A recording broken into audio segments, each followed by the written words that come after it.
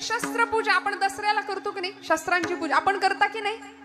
ते तेवढ्यापुरतं नसतं. इथल्या भूमीने पराक्रम पाहिलाय, इथल्या भूमीने अनेक वीरांनी अनेक महापुरुषांनी इथं रक्त सांडलंय आणि त्या प्राणांची आहुती दिली. त्याचा गौरव किंवा त्याचं स्मरण म्हणून आपण दसऱ्याला शस्त्रांची पूजा करतो.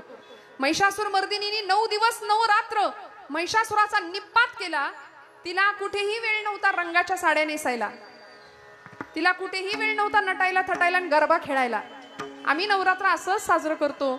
आता तो मेसेज काही दिवसात फिरेल बघा, अमुक दिवशी अमुक रंग, 9 दिवसाचे 9 रंग. आणि मग आम्ही आमच्या घरी जे काही डोकं खाऊ सगळ्यांचं की मला या रंगाची साडी पाहिजे म्हणजे पाहिजे त्या दिवशी नेसायला.